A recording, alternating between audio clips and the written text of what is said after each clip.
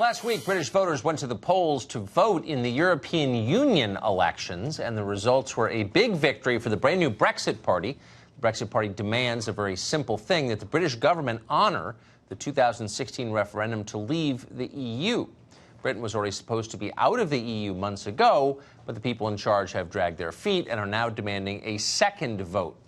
As in the United States, democracy is only welcome when it confirms the policies chosen by people in power, in case you haven't noticed. Nigel Farage leads the Brexit Party, and he joins us tonight. Nigel Farage, thanks very much for coming on. Congratulations.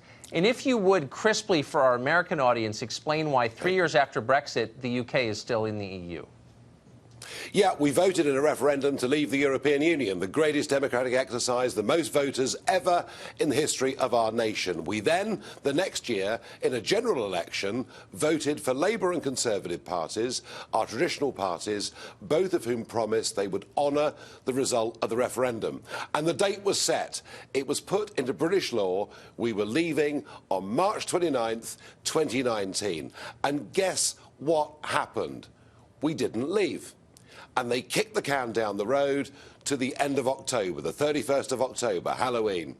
And I watched all of this as being one of the architects of the original Brexit referendum and vote.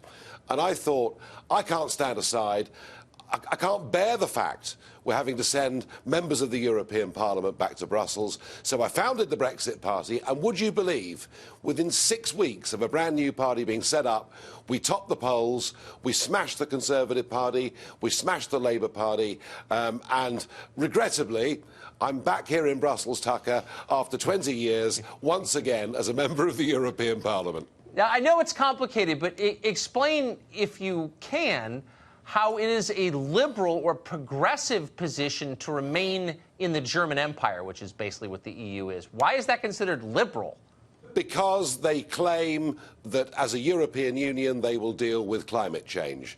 They claim that because they have open borders, this is the modern liberal approach to the future. What they don't tell you is they are literally killing and destroying something so important that just next week we're going to celebrate the 75th anniversary of D-Day, when America and Canada and others came to our aid, helped us liberate, Europe from Nazism, to bring back something called democracy.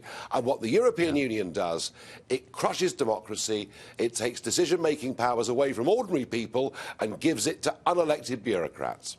Right. Well, the head of the European Commission doesn't appear to be cutting you any slack. There's a quote, a remarkable quote, just the other day, which doubtless you saw, and I'm quoting now. "These stupid nationalists," he said, "they are in love with their own countries." It doesn't sound like people like this have learned anything from these votes.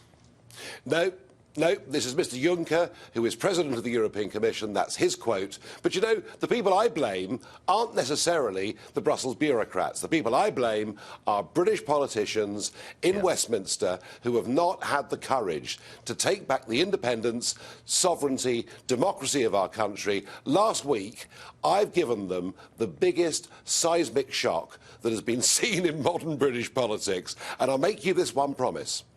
If we do not leave the European Union on October the 31st, I will lead the Brexit Party after that into the next general election, and we will sweep away parties that have dominated British politics for over 100 years. We could be talking to the next Prime Minister of Great Britain, Nigel Farage. Thank you very much for joining us tonight, and good luck. Thank you.